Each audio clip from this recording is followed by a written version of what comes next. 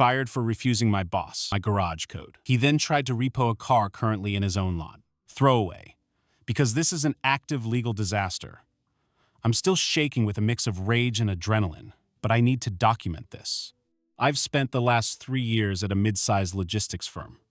My boss, Gary, is the classic G-Wagon driving ego tripper who thinks he owns his employees because he signs the checks.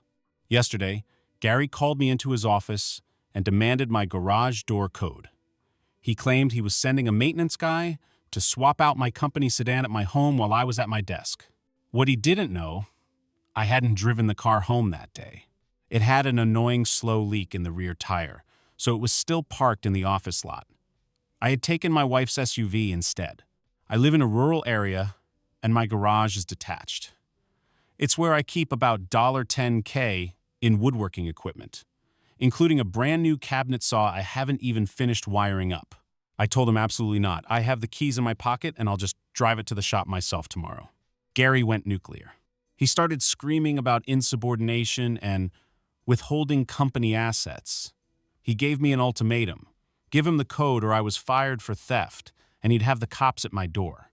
I didn't blink. I told him that if access to my private home was a condition of employment, then I was done. He told me to pack your shit and get out of this building right now. I followed his order to the letter. I left the car keys in his inbox on his desk, which was a mess of paperwork, and walked out without saying another word.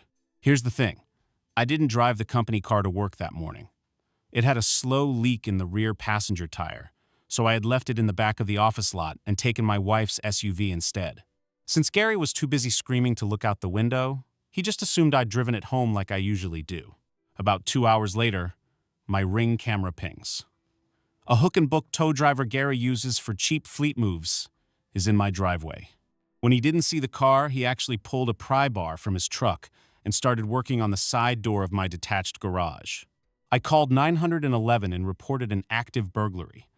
Because I'm out in the sticks, response times usually suck. But a county deputy happens to live 2 miles down my road. He was in my driveway in under 6 minutes and caught the guy mid-pry. The tow driver folded instantly.